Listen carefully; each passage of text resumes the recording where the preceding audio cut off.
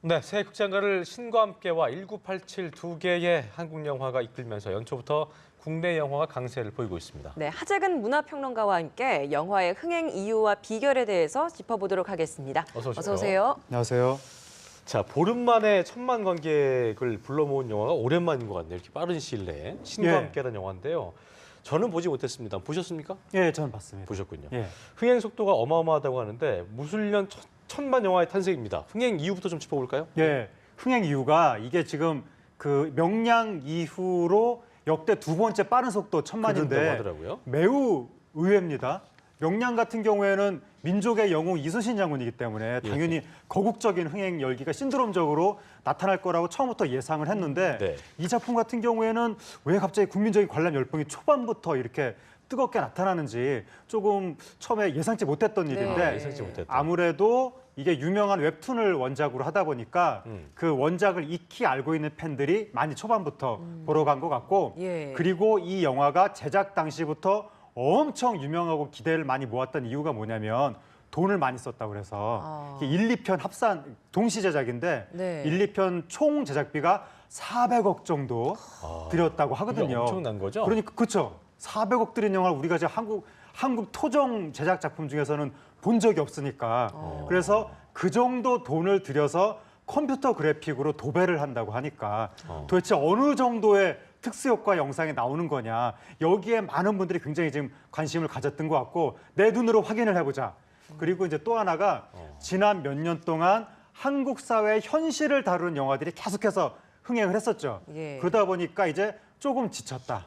이제 현실 좀 무거운 이야기 하도 많이 나오니까 이제는 좀 완전 현실에서 벗어난 이야기를 한번 보고 싶다라는 국민들의 심리가 요게 이제 완전히 판타지다 보니까 그쪽으로 한번 좀 이제 대중적인 심리가 모였던 것 같고 그리고 결정적으로 영화를 보러 갔는데 맨 그냥 판타지 액션만 나오면 1,000만 돌파 어려웠을 거라고 보는데 이 영화는 바로 그 어머니, 가족의 이런 것들이 등장하다 보니까 눈물이 있군요. 그렇죠. 보다가 이제 이 관객들이 눈물을 흘리면서 그리고 이게 지옥에서 심판을 받는 내용인데 보다 보니까 내 인생을 돌아보게 되면서 나는 잘 살았나. 그리고 또 이게 결국 살아생전에 요만큼만 죄를 지었어도 이게 그 공소시효 없이 저승에서 다 그게 심판을 받는다는 내용이다 보니까 인과응보가 되는 거잖아요.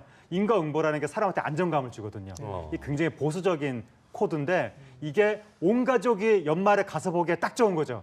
그러니까 이제 가족 단위로 관람객이 이제 미어 터지듯이 극장에 사람들이 가면서 깜짝 놀랄 만한 속도로 1,000만 관객이 모여든 것 같습니다. 그러니까 저도 이 영화를 봤습니다만 보는 내내 나는 잘 살았나라는 생각을 좀 계속하게 되기도 하더라고요.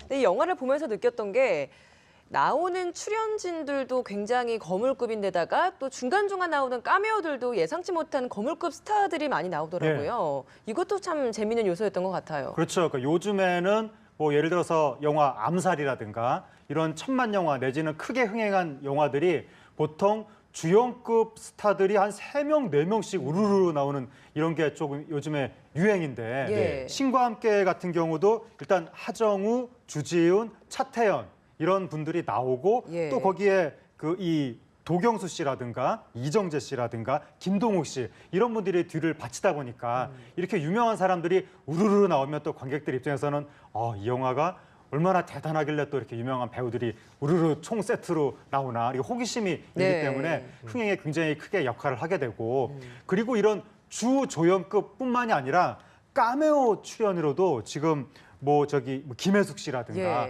김하늘 씨라든가 굉장히 유명한 분들이 잠깐 등장하니까 거기에 또 조연급으로 오달수, 임원희, 오달수 씨는 1,000만 요정이잖아요. 이렇게 또 눈에 익숙한 배우들이 굉장히 많이 등장하니까 그게 관객 입장에서는 이 영화의 규모가 아주 크게 거대한 영화로 느껴지게 되고 그럼 이제 영화를 보러 가서도 이 영화가 돈값을 하는구나. 10,000원이 아깝지 않다. 이런 생각이 들면 평을 쓸 때도 좋은 쪽으로 평을 하게 되고 그게 이제 더 많은 관객들을 불러 모으는 요인이 되는 거죠. 그렇군요.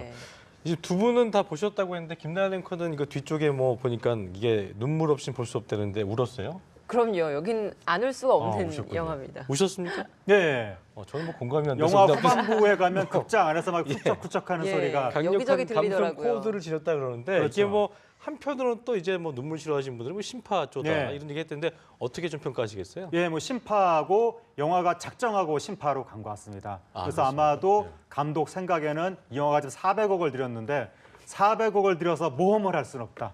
가장 안정적인 코드인 심파를 반드시 넣어야 된다라고 공감할 수 있게. 예, 생각을 해야 됐던 것 같고 우리나라의 필살 흥행 코드가 웃음 더하기 눈물이거든요. 웃기다가 울린다. 이게 필살 흥행 코드인데 이 영화 같은 경우에는 그걸 업그레이드 해가지고 볼거리 더하기 눈물. 눈을 휘황찬란하게 눈호강을 시켜주다가 막판에 눈물을 뺀다. 이 전략이 괜찮은데요? 예, 가장 안전한 전략이라고 아마 생각을 했던 것 같고 예. 이게 관객의 눈물을 빼는 이제 대표적인 코드가 모성애, 부성애, 가족애.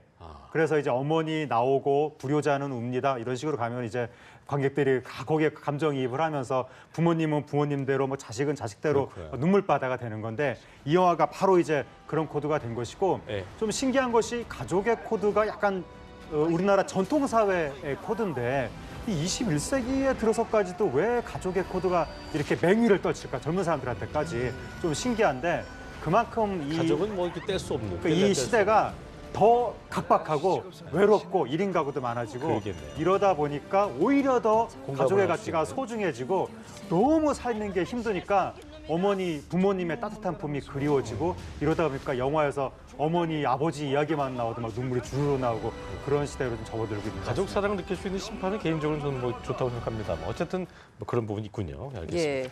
근데 400억 원의 제작비가 투입됐다라고 이야기를 해주셨는데 네. 이게 사실 이 내용에서는 저승과 지옥을 한 번도 구현해 내본 적이 없었던 것들을 구현해 내려고 하다 보니까 감독 자체도 이게 도전이었다라고 하더라고요. 예. 보니까 뭐 VFX 기술을 사용했다라고 하는데 이건 좀 어떤 기술이고 여기에 대한 예. 반응은 지금 어떻습니까? VFX라고 하는 것은 그냥 특수효과. 우리가 현실에 존재하지 않는 것을 인위적으로 만들어서 필름에 담는 걸 이제 VFX라고 시각적 효과. 예, 시각적 효과라고 비주얼 에펙스라고 예. 이제 통칭해서 이야기하는 건데 음. 이제 한국 영화가 기존에 현실에 특이한 사물을 한두 개씩 끼워 넣는 효과는 많이 했는데 네. 그래서 예를 들어서 현실에 이무기가 나온다든지 그 디워에서 예. 그런 것들은 많이 했는데 이건 통째로 완전히 판타지 현실에 존재하지 않는 완전히 환상적인 걸 배경으로 인물들이 그 안에서 왔다 갔다 하는 네. 이렇게까지 완전히 허무맹랑한 설정은 중국은 굉장히 많이 하는데 우리나라 지금까지 이런 걸 해본 적이 없는데 사실상 요번에 거의 처음으로 이런 걸 시도하다 보니까 감독 입장에서는 정말 뭐라고 그러죠? 허공에 삽질한다고 표현하나요? 어떤 그 바닥 업계 용어로. 예. 그러니까 굉장히 전례가 없다 보니까 힘들었을 것 같은데 그렇겠네요. 여러 가지 예를 들어서 중간에 뭐 천륜 지역은 배경이 사막인데 그걸 표현하기 위해서 뭐 중국의 고비 사막 몽골 그 고비 사막을 직접 가서 질감을 따왔다고 하니까 그런 식으로 뭔가 좀 처음 하는 사람의 시행착오를 겪으면서 사실은 처음에 관객들이 기대를 별로 많이 하지 않고 우리나라가 컴퓨터 그래픽이 해봐야 얼마나 하겠느냐 그러면서 마음껏 실망한 준비를 하면서 관객들이 매우 낮은 기대치를 가지고 그렇군요. 극장에 갔는데 깜짝 놀랄 만큼 그러니까 뭐 미국 수준은 아니라 예. 하더라도 어느 우리나라 정도 것 치고는 엄청나다. 그렇죠. 이렇게까지 나올 줄은 몰랐기 때문에 어색하지 않은 영상이 나온 것만 해도 정말 대단하다라고 그렇군요. 해서 지금 호평이 나오고 있습니다. 꼭 한번 봐야겠군요. 이 뭐 여름에도 2편 있다고 그러니까요. 기대를 해보겠습니다. 자, 그리고 1987인데요. 이게 신과 함께만큼은 속도는 아니지만 천만 영화가 될 가능성이 충분하다는 평이 나오고 있는데 어쨌든 뭐 지금까지의 천만 관객이 드라마류가 줄을 잃었던 것만큼 약간 그런 내용으로 볼 수 있을 텐데 일단 호평이 이어지고 있습니다. 이유부터 좀 짚어볼까요? 네. 그러니까 1987. 1987의 6월 항쟁이 제대로 영화계에서 조명된 것이 이번이 사실상 처음이라고 보는 거죠. 네. 물론 그 전에도 뭐 남영동이라든가 몇몇 사례들은 있었지만 1987년에 있었던 거대한 민주화 운동의 물줄기를 정면으로 이렇게 그린 것은 사실상 처음이기 때문에 네. 그 역사적인 의미가 굉장히 커서 일단 평단과 관객들이 기본적으로 주목을 하는 거고 그러니까 기존의 1987년이 조명받기가 어려웠던 것이 광주 민주화 운동 같은 경우에는 매우 극적인 사건이 있었는데 1987년은 여러 달에 걸쳐서 여러 가지 사건들이 모여서 하나의 물줄기를 이루고 있는 건데 이 거대한 장기간에 걸친 흐름을 이걸 어떻게 영화로 만들까 이게 좀 애매한 거죠.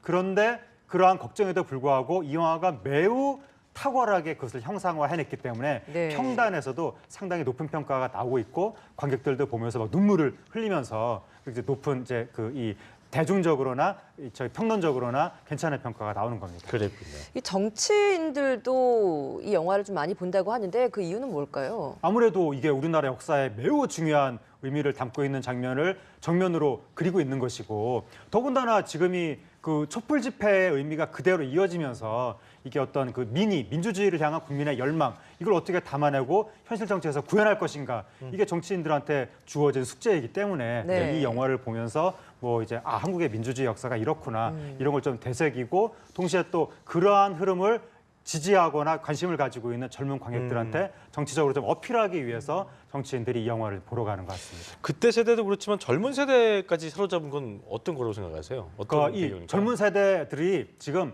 우리나라 민주주의의 가치를 조금 우습게 생각을 했었는데 노무현 정부 후반기에 민주주의 알게 뭐냐 우리는 경제 성장만 하면 되지 약간 그렇죠. 그런 심리가 있어서 압도적으로 당시에 이명박 후보한테 표를 몰아주고 그런 식으로 한 9년 갔던 건데 그러고 나서 뭐 국정농단, 국기문란 이런 사태를 겪다 보니까 민주주의 후퇴하면 큰일 나는 중요한 거구나. 거구나. 나라가 엉망이 되는구나. 이걸 다시 젊은 세대가 깨달으면서 이제는 민주주의를 다시 한번 내시로 해야 되겠다. 이런 관심이 일어나고 있던 찰나에 1987년 이게 지금 영화로 만들어지다 보니까 네. 젊은 세대한테도 관심을 끄는 거고 요즘에 젊은 세대가 현대사 공부를 안 하는 분들이 많아서 이 역사가 어떻게 되는지 잘 모릅니다. 근데 이 영화를 보면서 우리 선배들이 저때 저렇게 고생을 했구나. 예. 새삼스럽게 느끼게 되면서 고마움도 알게 되고 영화에 대해서도 많이 지금 평가가 좋게 나오는 겁니다. 네, 알겠습니다. 알겠습니다. 오늘 말씀 여기까지 듣겠습니다. 하재근 문화평론가였습니다. 고맙습니다. 고맙습니다.